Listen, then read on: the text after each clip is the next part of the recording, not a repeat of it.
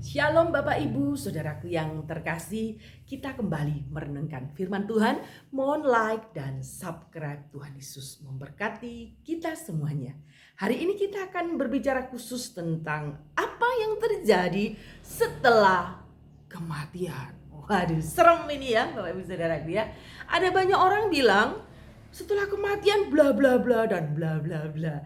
Mari kita akan melihat versi Alkitab. Apa yang terjadi setelah kematian?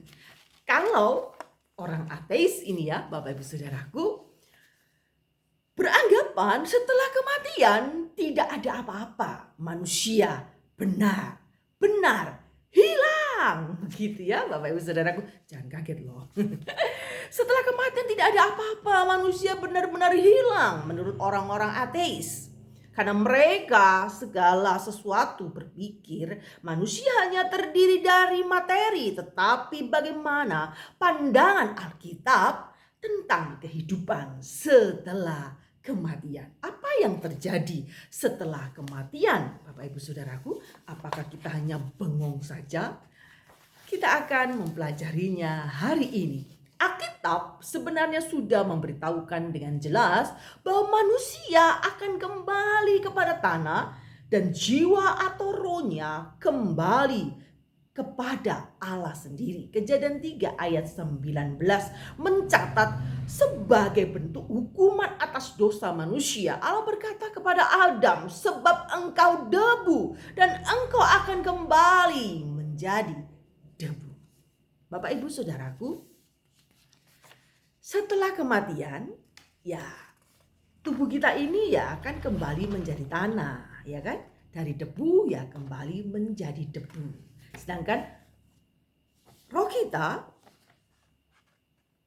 jiwa atau roh kembali kepada Allah. Nah, bagaimana sih pengertian kembali kepada Allah itu?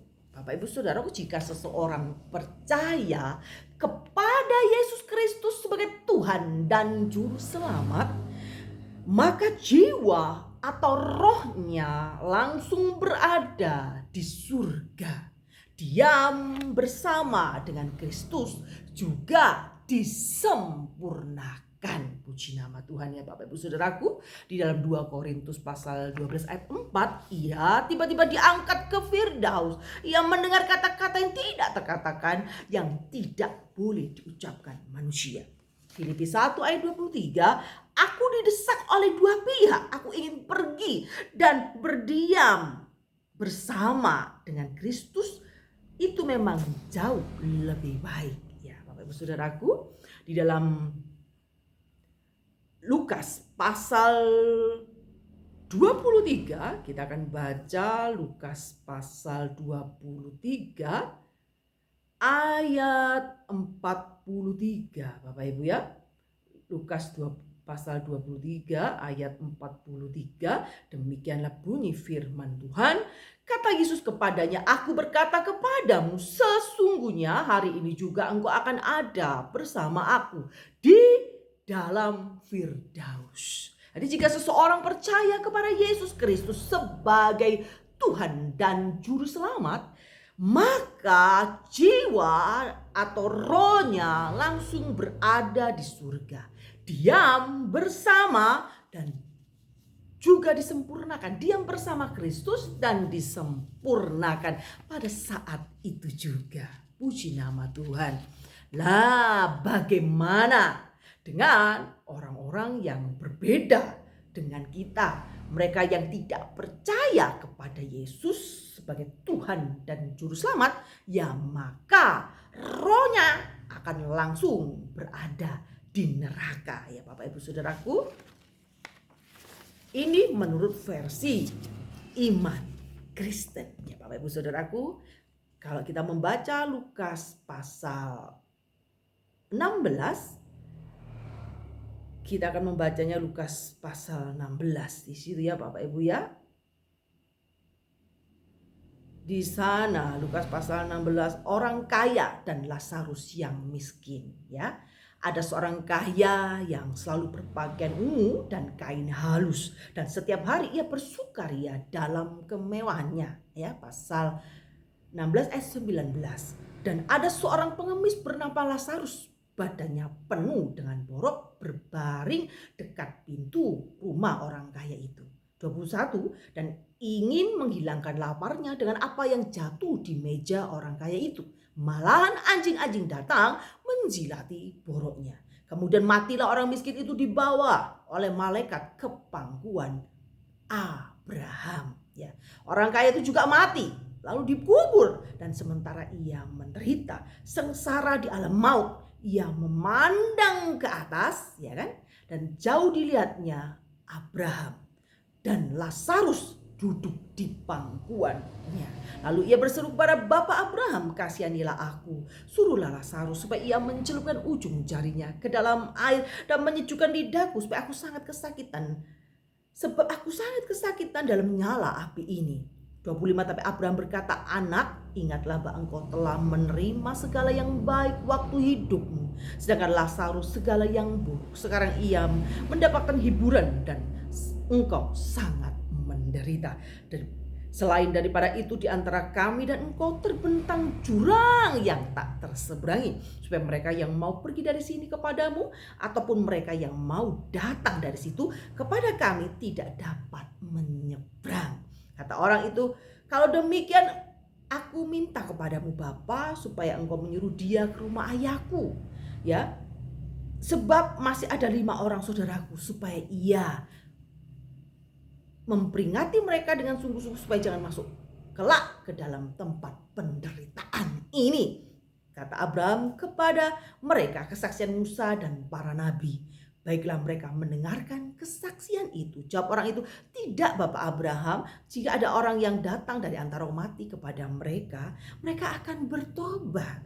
Kata Abraham kepadanya, jika mereka tidak mendengarkan kesaksian Musa dan para nabi, mereka juga tidak akan mau diyakinkan, sekalipun orang yang bangkit di antara orang mati. Ya, berbeda dengan orang yang tidak percaya kepada Yesus sebagai Tuhan dan Juru Selamat, maka orang itu langsung masuk neraka.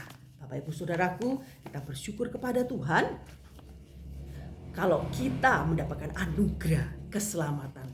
Oleh karena kasih karunia kita diselamatkan. Oleh karena kasih karunia kita ini mendapatkan tempat di surga, jaminan kekal yang Tuhan beri. Ingat Bapak Ibu Saudaraku, Yesus naik ke surga itu memberikan jaminan tempat, bahwa di rumah Bapakku banyak tempat tinggal. Kita patut bersyukur kepada Tuhan bahwa kenaikannya mendatangkan kasih karunia. Ya, kenaikan Yesus ke surga mendatangkan kasih karunia. Ingat, memang kita ini orang berdosa. Kita ini seharusnya terhempas dari kasih karunia. Kita ini tidak bisa diperdamaikan dengan Bapa karena dosa-dosa kita. Tetapi karena kasih karunia Allah, kita mendapatkan pengampunan dan kita menjadi anak Allah, memiliki hak waris kerajaan surga. Jadi jangan mau digeser imanmu demi apapun juga yang tampaknya menggiurkan. Begitu ya Bapak Ibu Saudaraku, ada tempat yang Tuhan beri, yaitu surga. Surga berbicara tentang di mana kita tidak terpisahkan. Kita selalu bersatu dengan Allah di sana. Bersyukur kepada Tuhan, selama kita di dunia ini kita juga bisa menikmati surga, menikmati keintimannya, menikmati kehadirannya, menikmati kasih karunia-Nya. Maka datanglah kepada Allah, datanglah kepada Yesus, hai engkau orang yang letih lesu dan yang berbeban berat. Berbicaralah kepada Allah, datanglah kepada Allah, berkeluh kesahlah. Di sana Allah akan memberikan kekuatan yang baru. Ya, kita patut bersyukur karena kita sudah punya jaminan surga. Maka beritakanlah Injil ke seluruh dunia. Katakan bahwa kematian dan kebangkitannya membawa sesuatu yang besar, kasih karunia-Nya yang bisa menghantar kita menuju surga. God bless you. Tuhan memberkati kita semuanya. Sampai kesudahan zaman, jangan mau imanmu digeser oleh apapun juga. Amin.